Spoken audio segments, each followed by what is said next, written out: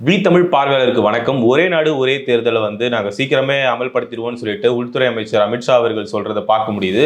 இந்த ஒரே நாடு ஒரே தேர்தல் அறிவிப்பு அப்படிங்கிறது இப்போ மக்களவையில் ஒப்புதல் வழங்குனதுலேருந்தே பலரும் குறித்து பேசுறத பார்க்க முடியுது. இது குறித்து பேசுவதற்காக நம்மிடையே ஊடகவியலாளர் சத்யராஜன் இணைந்திருக்கிறார். வணக்கம் சார். வணக்கம்.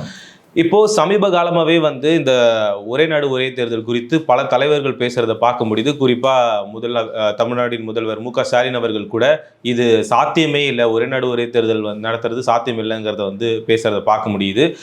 பாஜகவினரும் சரி, என்டிஏ கட்சியை சார்ந்தவர்களும் இது வரவேற்பு தெரிவிக்கிறத பார்க்க முடியுது. இது குறித்து உங்களுடைய பார்வை? அதாவது ஒரே நாடு ஒரே தேர்தல் அப்படிங்கிறது அடிப்படையில் என்ன அப்படின்னா, இந்தியாவில் நடக்கக்கூடிய அனைத்து தேர்தல்களையும் ஒரே கட்டமாக வைக்கிறது. வழக்கமாக பார்த்தீங்கன்னா 3 கட்டமாக தேர்தல் நடக்கும். ஒன்று இந்தியாவினுடைய பிரதமரை தேர்வு செய்யக்கூடியது, அதாவது எம்பிக்களை தேர்வு செஞ்சு அதனூடாக ஒரு பிரதமர், அதாவது நாடாளுமன்ற தேர்தல். இன்னொன்று பார்த்தீங்க அப்படின்னா சட்டமன்ற தேர்தல், எல்லா மாநிலத்துக்கும் முதலமைச்சரும் கேபினெட் அமைச்சரையும் தேர்வு செய்யக்கூடிய எம்எல்ஏ எலெக்ஷன். 3வது லோக்கல் பாடி எலெக்ஷன், நம்ம பஞ்சாயத்து போர்டு பிரசிடென்ட்லேருந்து கவுன்சிலர், வார்டு மெம்பரு, மேயர் வரைக்குமான ஒரு லோக்கல் பாடி எலெக்ஷன். இந்த 3 எலெக்ஷனையுமே அட் அ டைமில் நடத்தி முடிச்சிடணும் அப்படிங்கிறது தான் இவங்க கொண்டு வந்திருக்கக்கூடிய புது திட்டம். இந்த திட்டம் இப்போ கொண்டு வரலை, 2015 இவங்க ஆட்சிக்கு வந்த உடனேயே இது மாதிரியான ஒரு திட்டத்தை கொண்டு வரணும் அப்படிங்கிறது அவங்களுடைய எண்ணமாக இருக்குது. இப்போ வெளிப்படையாக பார்க்கும்போது சில பேர் என்ன சொல்லுவாங்க அப்படின்னா, நல்ல விஷயம் தானே, அப்பப்போ தேர்தல் போயிட்டு இருக்கு. இப்போ பார்த்தீங்கன்னா இப்போ ஜம்மு காஷ்மீரில் தேர்தல் நடந்துகிட்டு இருக்கு, இன்னும் 2 நாளில் ஹரியானாவில் தேர்தல் நடந்துகிட்டு இருக்கு, வரப்போகுது. இப்போ நீங்கள் அப்புறம் பார்த்தீங்கன்னா டெல்லியில் ஒரு தேர்தல் வரப்போகுது, மகாராஷ்டிரா தேர்தல் வரப்போகுது, ஜார்க்கண்ட் தேர்தல் வரப்போகுது. 2 மாதம் 3 மாதத்துக்கு ஒரு தடவை ஒவ்வொரு மாநிலத்திலையும் அங்கங்கே தேர்தல் வந்துக்கிட்டும் போய்கிட்டுமே இருக்குது. ஏன் இப்படி போயிட்டு இருக்கணும்? எல்லாம் ஒரே ஸ்டெச்சாக வச்சு ஒரே மாநிலமாக முடிச்சுட்டா கரெக்டாக இருக்கும் அப்படிங்கிறது ஒரு பொது புத்தியினுடைய ஒரு பார்வையாக இருக்கும். ஆனால் நீங்கள் அடிப்படை ஜனநாயகத்தை புரிஞ்சுக்கிறது அப்படிங்கிறது ரொம்ப ரொம்ப முக்கியமான ஒரு விஷயமா இருக்குது. இதில் முதல்ல நம்ம இந்த ஒரே நாடு ஒரே தேர்தல் அப்படிங்கிற நடைமுறை ஜனநாயகத்துக்கு முரண்பட்ட ஒரு விஷயமா இருக்குது. அதாவது ஒரே ஸ்ட்ரெச்சில் இந்தியாவில் தேர்தல் நடத்துறது இந்தியாவுக்கு பொருந்துமா, இந்தியாவினுடைய ஜனநாயகத்துக்கு பொருந்துமா அப்படிங்கிறதுல ஒரு பெரிய கேள்வி இருக்குது. அந்த கேள்விக்கு உள்ளே போகிறதுக்கு முன்னாடி, இப்போ இந்தியாவில் இதுக்கு முன்னாடி எப்படி தேர்தல் நடந்துக்கிட்டு இருக்குது அப்படின்னா, நீங்கள் எந்த தேர்தலாக இருந்தாலும் 5 ஆண்டுகள் தான் பதவிக்காலம். அது மத்தியிலையுமா இருக்கட்டும், மாநிலத்திலையாக இருக்கட்டும். இந்த 5 ஆண்டு காலம் நிறைவு செய்தால் அடுத்த தேர்தல் வரும். தேர்தல் ஆணையம் டேட் அறிவிப்பாங்க, தேர்தலுக்கான பிரச்சார தேதி கொடுப்பாங்க, கேண்டிடேட்ஸ் அவங்க பதிவு பண்ணிக்கலாம், அவங்க எலெக்ஷன் நிற்கலாம், ஜெயிக்கலாம், திருப்பி எம்எல்ஏவோ எம்பியோ தேர்வு செய்யப்படுவாங்க. 5 ஆண்டுகள் காலம் அப்படின்னு. இப்போ இன்கேஸ் 5 ஆண்டுகள் ஒரு அரசாங்கம் நடத்த முடியாமல் ஒரு மைனாரிட்டி ஆகி நம்பிக்கையில் தீர்மானம் அந்த அரசாங்கம் ஒரு பின்னடைவை சந்திக்குன்னு வச்சுங்களேன். அவங்களால 5 வருஷம் கம்ப்ளீட் பண்ண முடியலை, மெஜாரிட்டி இல்லை, கூட்டணி கட்சி அமைஞ்சிருக்கு, கூட்டணி ஆட்சிகள் அமைஞ்சிருக்கு. இப்போவே பார்த்தீங்கன்னா மோடி கூட்டணி ஆட்சியில் தான் இருக்கார்.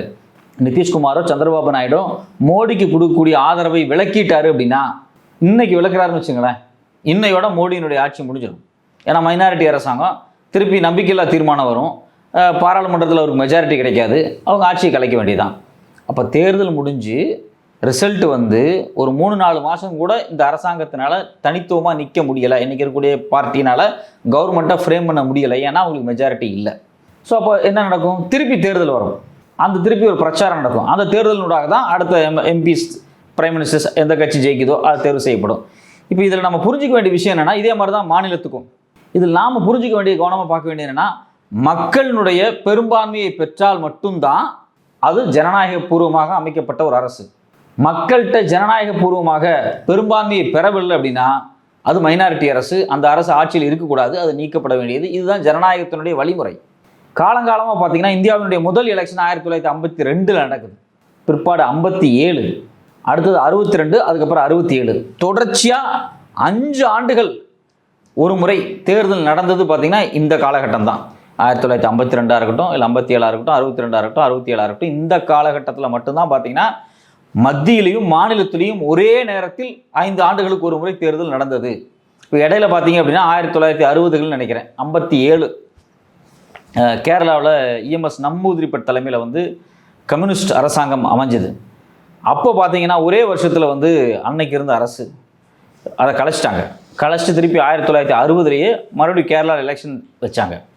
ஸோ அப்போது தேர்தல் 57 நடக்குது, ஓராண்டுகளுக்குள்ளேயே அவருடைய 1-2 ஆண்டுகளுக்குள்ளேயே இஎம்எஸ் உடைய அரசாங்கம் கலைக்கப்பட்டு திரும்பவும் தேர்தல் நடத்தப்பட்டுச்சு. 5 ஆண்டு காலம் பூர்த்தி செய்யப்படலை. இந்திய வரலாறுலேயே முதலாக ஒரு 5 ஆண்டு காலத்தை ஒரு மாநில அரசாங்கம் பூர்த்தி செய்யாமலேயே கலைக்கப்பட்டது கேரள அரசு தான்.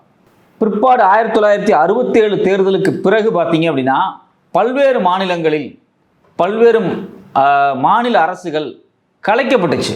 யாரால் அப்படின்னா மத்திய அரசாங்கத்தால் கலைக்கப்பட்டுச்சு. அங்கே ஜனாதிபதி ரூல் வந்துச்சு. இந்திய அரசியலமைப்பு சட்டம் 356 பயன்படுத்தி மாநில ஆட்சியை கலைத்தார்கள். அதே மாதிரி சில இடத்துல மெஜாரிட்டி கிடைக்காமையே ஆட்சி அமைக்க முடியாத சூழலும் நடந்தது.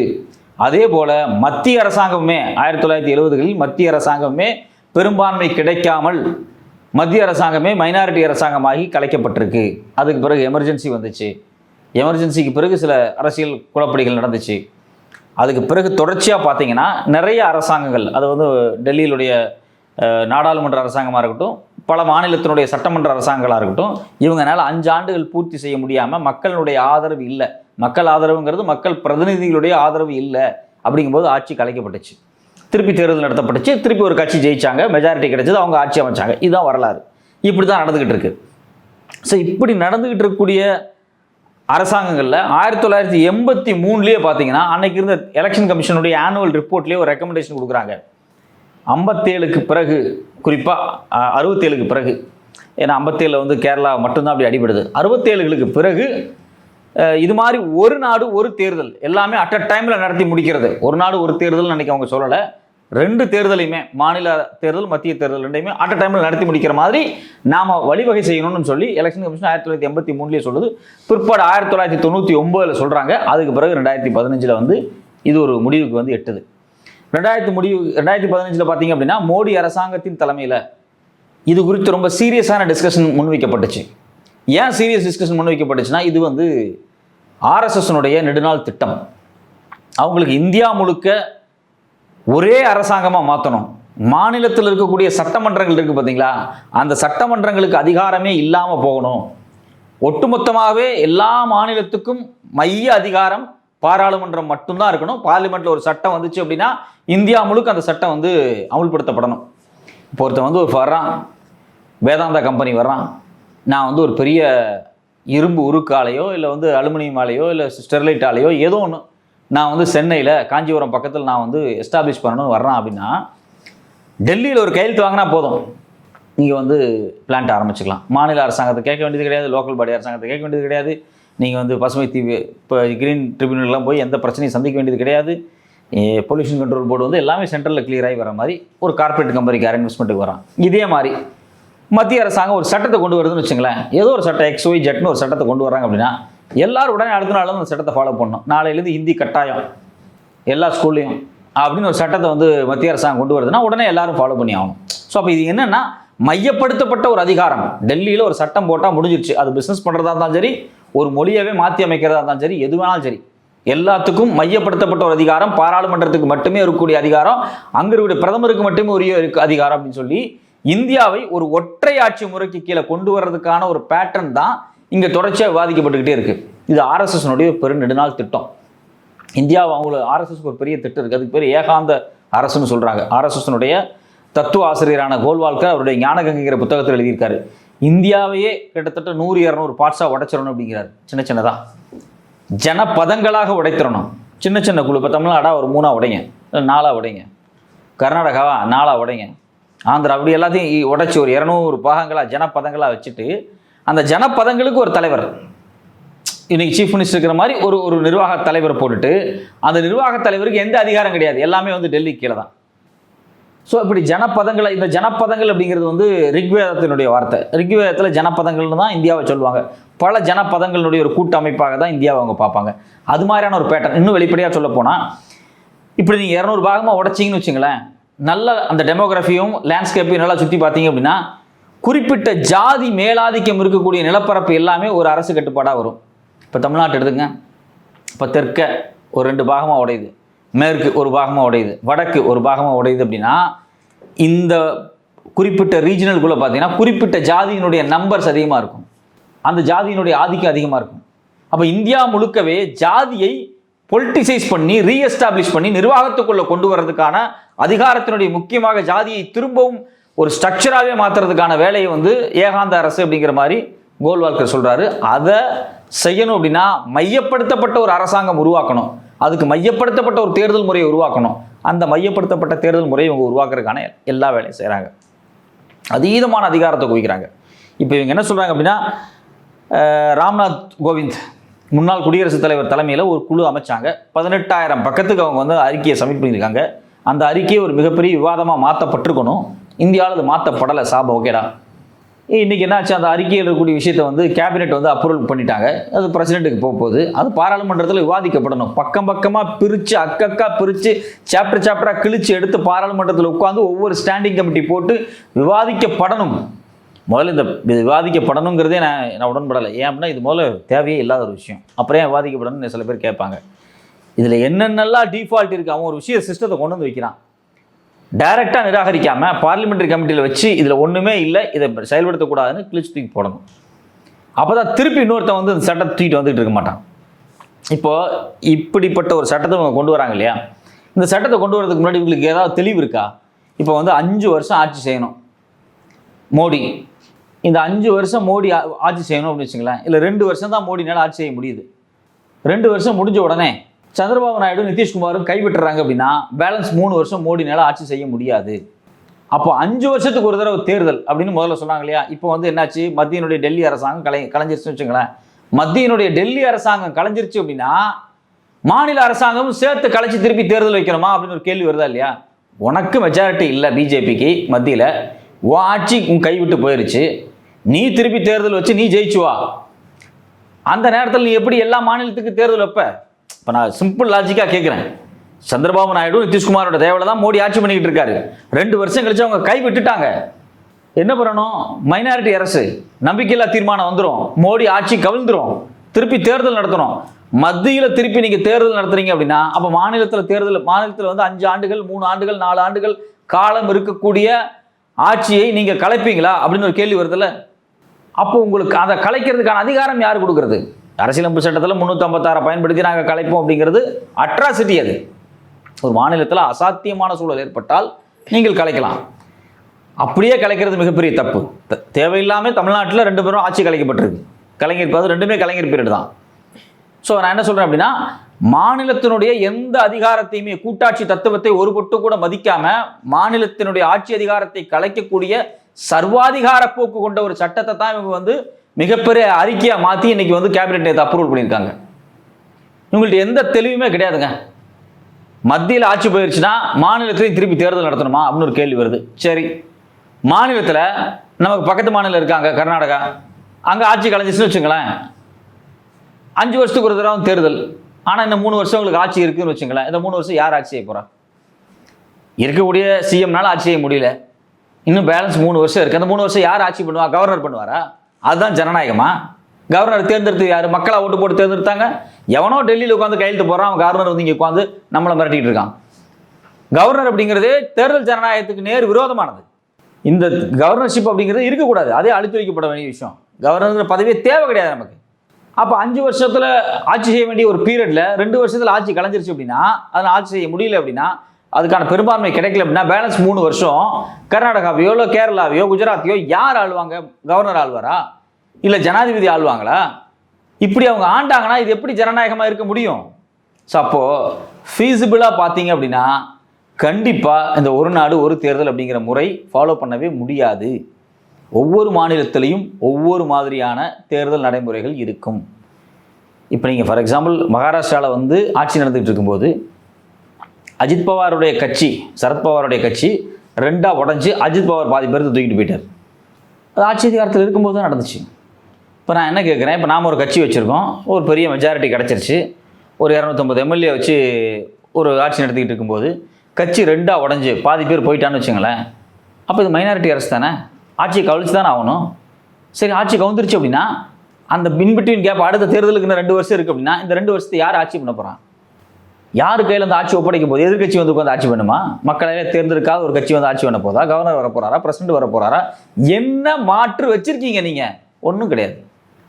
இது வரைக்கும் அது குறித்து எந்த டிஸ்கஷனுமே இல்லை. 18,000 பக்கம் அறிக்கைங்கிறீங்களே, அந்த அறிக்கையில் இதுக்கான தீர்வு என்ன சொல்லப்பட்டிருக்கு? இது வரைக்கும் ஒன்றும் கிடையாது. ஸோ அப்போ இது ஒரு பக்கம். இன்னொரு பக்கம் பார்த்தீங்க அப்படின்னா மாநிலத்தில் ஒரு தேர்தலை கலைக்கணுமா வேண்டாமா அப்படிங்கிறது மாநில அரசு தான் முடிவு பண்ண முடியும்.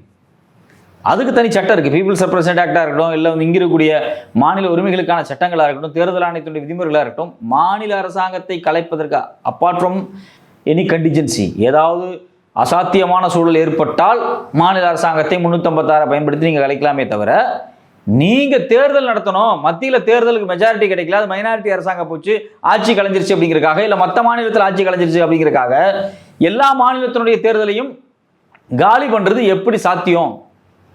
ஸோ அப்போ கூட்டாட்சி தத்துவமே இவங்க ஏற்றுக்கல. இன்னும் வெளிப்படையாக சொல்ல போனால், இந்தியாவில் அவங்க வந்து ஒவ்வொரு மொழிக்கும் ஒரு அரசு இருக்குது பார்த்தீங்களா. இப்போ தமிழ், அது குஜராத்தியாக இருக்கலாம், பெங்காலியாக இருக்கலாம், காஷ்மீரியாக இருக்கலாம். இது மாதிரி அந்தந்த மொழி பேசக்கூடிய தேசிய இன மக்கள் இருக்காங்க இல்லையா, அந்த மக்களுக்கான தனித்துவமான அரசு இருந்துடக்கூடாது, இது எல்லாத்தையும் காலி பண்ணணும் அப்படிங்கிறதுக்காக இவங்க ஒரு விஷயத்தை கொண்டு வராங்க. ஸோ இது வந்து உண்மையிலேயே இந்தியாவினுடைய அடிப்படை ஜனநாயகத்திற்கு விரோதமானது. இது இந்தியன் கான்ஸ்டியூஷனுடைய பேஸையே கேள்வி கேட்கக்கூடிய மாதிரி ஒரு விஷயம். இந்தியன் கான்ஸ்டியூஷனில் அதனுடைய அடிப்படைகளில் மாற்றம் செய்ய முடியாது. ஏற்கனவே இந்தியாவினுடைய கான்ஸ்டியூஷனல் பெஞ்சு உச்சநீதிமன்றத்தில் கேசவ பாரதி வெர்சஸ் கேரளா கவர்மெண்ட் அந்த வழக்கில் அன்னைக்கு திட்டவட்டமாக தெளிவாக சொல்லியிருக்காங்க. கான்ஸ்டியூஷனல் பெஞ்சே சொல்லியிருக்கு, இந்தியாவினுடைய அரசியலமைப்பு சட்டத்தினுடைய அடிப்படை தன்மைகளை நீங்கள் மாற்ற முடியாது, மாற்றுவதற்கான அதிகாரம் கிடையாது. அதே மாதிரி தான் பார்த்தீங்கன்னா SR Bommai versus union government கேஸ்லையும் பார்த்தீங்க அப்படின்னா, மாநில கூட்டாட்சி தத்துவங்களை மதிக்கணும் அப்படிங்கிறது வந்து திட்டவட்டமாக சொல்லப்பட்டிருக்கு. ஆனால் அதெல்லாம் இவங்க மதிக்கிற மாதிரி தெரியல. இவங்களுக்கு தேவை ஆர்எஸ்எஸ், அகண்ட இந்தியா, ஒற்றை இந்தியா, மையப்படுத்தப்பட்ட அதிகாரம், ஒரே கட்சி, ஒரே கடவுள், ஒரே பிஸ்னஸ்மேன், அது குஜராத்திக்காரன், இப்படி எல்லாத்தையும் மையப்படுத்தப்பட்ட அதிகாரமாக நோக்கி இழுத்துட்டு போகிறதுக்கு ஒரு அடிப்படையாக அவங்க இந்த தேர்தலை பயன்படுத்துகிறாங்க. ரெண்டாவது முக்கியமான விஷயம், சில பேர் சொல்கிறான் செலவு மிச்சம், அது மிச்சம், இது மிச்சம் சொல்கிறான். ஒரு நாடாளுமன்ற தேர்தல் நடத்துறது கிட்டத்தட்ட 4000-5000 கோடி செலவாகுது அப்படிங்கிறாங்க. 4000-5000 கோடிங்கிறது இந்திய பட்ஜெட்டில் ஒரு காசே கிடையாது. நம்ம 5 லட்சம் கோடி 20 லட்சம் கோடிக்கு வந்து ஒரு 30 லட்சம் 40 லட்சம் கோடிக்கு வந்து பட்ஜெட் போடக்கூடிய ஒரு மிகப்பெரிய அரசாக இருக்கக்கூடிய இந்தியா மாதிரியான நாடுகளில் ஒரு 4000 கோடிக்கு தேர்தலில் செலவு பண்ணுறதோ, இல்லை ஒரு 10,000 கோடி 1 லட்சம் கோடி செலவு பண்ணுறது கூட பெரிய விஷயம் கிடையாது. தேர்தலுக்காக செலவு பண்ணலாம், ஒன்றும் தப்பு கிடையாது. பாஜகங்கிற ஒரு கட்சி கடந்த 10 ஆண்டுகளில் 3 பாராளுமன்ற எலெக்ஷன், 2 சட்டமன்ற எலெக்ஷன் மாநிலத்தில் நடத்துனாங்க பார்த்தீங்களா. இதுக்கு ஏறத்தாழ 1 லட்சம் கோடிக்கு மேலே பணம் செலவு பண்ணியிருக்காங்க. தேர்தல் செலவாக மட்டுமே, அவங்களுடைய சொத்து, தேர்தல் செலவு எல்லாமே. ஒரு கட்சியை அவளை செலவிடும் போது ஏன் ஒரு அரசாங்கம் பண்ணக்கூடாதுன்னு கேட்குறேன். 5 வருஷங்க, 5 வருஷம் நம்ம பட்ஜெட் போட போகிறோம். பல லட்சம் கோடி மதிப்பிலான பட்ஜெட் போடக்கூடிய இந்த 5 ஆண்டுகளில், இந்த 5 ஆண்டை நடத்துவதற்கான ஒரு அரசாங்கத்தை தேர்வு செய்கிறதுக்கு ஏன் 10,000 கோடி 20,000 கோடி எல்லாம் ஒரு காசே கிடையாது கவர்மெண்ட்டுக்கு. எவ்வளவு வேணாலும் செலவு பண்ணலாம். எதுக்கு அப்படின்னா, ஜனநாயகத்தை பாதுகாப்பதற்காக. காசை குறைத்து ஜனநாயகத்தை காப்பாற்ற முடியாது தேர்தலை பொறுத்த வரைக்கும். நான் வந்து இப்போவே பாருங்கள், காஷ்மீரில் தேர்தல் நடந்துட்டு இருக்கு. ஒரே கட்டமாக தேர்தல் நடக்குது, 2-3 கட்டமாக நடத்துகிறாங்க. இப்போ ஏற்கனவே பாராளுமன்ற எலெக்ஷன் நடந்துச்சு, 6 கட்டம் 7 கட்டம் தானே தேர்தல் நடத்துனாங்க. ஹரியானா தேர்தல் நடக்குது, ஒரே மாநிலம் தான், ஒரே கட்டமாக நடத்துகிறாங்க. 2 கட்டம் 3 கட்டம் தான் நடத்துகிறாங்க. ஸோ விஷயம் என்ன அப்படின்னா, காஷ்மீரில் தேர்தல் 5 கட்டமாக நடத்துனாங்க எம்பி தேர்தலை. கேட்டால் அதுக்கு என்ன சொன்னாங்க அப்படின்னா, இல்லை ஆள் பத்தாது, அது பத்தாது, இது பத்தாதுன்னு கண்ட கதையும் சொன்னாங்க. இப்போ நாம் என்ன கேட்குறோம், இந்தியா முழுக்க எப்படா நீங்கள் ஒரே கட்டமாக தேர்தல் நடத்துவீங்க? அப்போ நீங்கள் தேர்தலை மட்டுமே 6 மாதம் நடத்திக்கிட்டு இருப்பீங்களா? 2 மாநிலம், 3 மாநிலத்துக்கு, 5 மாநிலம், 10 மாநிலம் இப்படியே நடத்திக்கிட்டு போகிறீங்களான்னு. ஸோ அதுக்கு அவங்கள்ட்ட எந்த தீர்வுமே கிடையாது. இப்போ நீங்கள் ஓட்டிங் மிஷின் பார்த்தீங்க அப்படின்னா, இப்போ அதிகபட்சமாக ஒரு 12 லட்சம் மிஷின் இருக்கும். இந்தியா முழுக்க அட் அ டைமில் நீங்கள் வந்து தேர்தல் நடத்தி முடிக்கணும் அப்படின்னா, இது அப்படியே டபுள் த மடங்கு, ட்ரிபிள் த மடங்கு தேவைப்படும். ஒரு மிஷின் வந்து 17,000 ரூபா அப்படிங்கிறாங்க, அதனோட மேனுஃபேக்சரிங் காஸ்ட்லாம் சேர்த்து. இன்னும் எத்தனை லட்சம் மிஷினை நம்ம வாங்கணும்? அதுக்கு எவ்வளோ பணம் செலவு பண்ணணும்? எவ்வளோ பெட்டாலியன் ஃபோர்ஸ் தேவைப்படுது? காவல்துறை தேவைப்படுது? அரசு ஊழியர்கள் தேவைப்பட போகிறாங்க. இதை எல்லாத்தையும் நீங்கள் அட் அ டைமில் நீங்கள் எப்படி நடத்த முடியும்? நான் என்ன கேட்குறேன், முதல்ல இந்தியா முழுக்க ஒரே கட்டமாக பார்லிமெண்ட் தேர்தலை ஒரே நாளில் நடத்துங்க பார்க்கலாம். அதை ஒரு தடவை நடத்தி பாருங்கள். அதை நடத்துறதுக்கான திராணி மத்திய அரசாங்கத்துக்கு இருக்கா, தேர்தல் ஆணையத்துக்கு முதல்ல இருக்கான்னு முதல்ல அவங்க செக் பண்ணணும். செக் பண்ணிவிட்டு ஒன் இந்தியா ஒன் எலெக்ஷனுங்கிற கான்செப்ட்லாம் அப்புறம் பேசிக்கலாம், அதெல்லாம் அப்புறம் பார்த்துக்கலாம். நீங்கள் முதல்ல இப்போ 10 மாநிலத்துக்கு தேர்தல் நடத்த போகிறீங்களா, ஒரே நாளில் நடத்துங்க. இந்தியா முழுக்க நீங்கள் எம்பி தேர்தல் நடத்த போகிறீங்களா, ஒரே நாளில் நடத்துங்க. அதுக்கான கேலிபர் உங்கள்கிட்ட இருக்கா, அதுக்கான மெஷின் இருக்கா, எக்யூப்மெண்ட் இருக்கா, இன்ஃப்ராஸ்ட்ரக்சர் இருக்கா, அதுக்கான காவல் செக்யூரிட்டி ஃபோர்ஸஸ் இருக்கா? எதுவும் கிடையாது உங்கள்கிட்ட. அப்படி இருக்கும்போது நீங்கள் எப்படி ஒன் இந்தியா ஒன் நேஷன் சொல்லிட்டு இந்தியா முழுக்க 2 தேர்தலையுமே நீங்கள் வந்து ஒரே டைமில் நடத்த முடியும்? ஸோ அப்போ எந்த ஃபீஸிபிலிட்டியுமே இல்லை உங்கள்கிட்ட. நீங்கள் வந்து பணம் இருக்குது, அதுக்கான இன்ஃப்ராஸ்ட்ரக்சர் இவங்க இன்னும் டெவலப் பண்ணலை. அது குறித்து இது வரைக்கும் எதாவது அசஸ் பண்ணியிருக்காங்களான்னு இல்லை. கான்ஸ்டியூஷனில் அதுக்கு ப்ரொவிஷன்ஸ் இருக்கா, மாநில உரிமைகள் பாதிக்கப்படுது அப்படிங்கிறது குறித்து இது வரைக்கும் எதாவது அசஸ்மெண்ட் பண்ணியிருக்காங்களா? இது வரைக்கும் மக்கள்கிட்ட அது குறித்து டிஸ்கஸ் பண்ணியிருக்காங்களா? கிடையாது. இந்தியாவினுடைய கூட்டாட்சி ஜனநாயகத்தையோ இந்தியாவினுடைய கடந்த கால மொழிவழி மாநிலத்தினுடைய உரிமைகளையோ இவங்க மதிக்கிறாங்களா? அதுவும் கிடையாது. எதையுமே பொருட்படுத்திக்காம இந்தியாவை ஒரு ஒற்றை அதிகாரம், சர்வாதிகாரத்தை நோக்கி இவங்க நகர்த்துகிறார்கள். இது இந்தியாவுக்கு ஆபத்தானது. இந்தியாவை நேசிக்கக்கூடிய, இந்தியாவின் ஜனநாயகத்தை விரும்பக்கூடிய, இந்தியா இப்படியே இருக்க வேண்டும் என்று நினைக்கக்கூடிய ஒவ்வொரு இந்திய குடிமகனும் இதை எதிர்த்து தான் ஆகணும். இது ஆபத்தானது. ஒரே நாடு ஒரே தேர்தல் நடத்துவது என்பது வந்து சாத்தியம் இல்லையா அப்படிங்கிறத தாண்டி இப்போ சமீபத்தில் அவங்க அறிவித்த அந்த 4 மாநில தேர்தலே வந்து ஒரே கட்டமாக நடத்தப்படலை அப்படிங்கிறது தான் ஒரு முடிவாக இருக்குது. உங்களுடைய கருத்துக்களை எங்களோட பகிர்ந்தமைக்கு மிக்க நன்றி.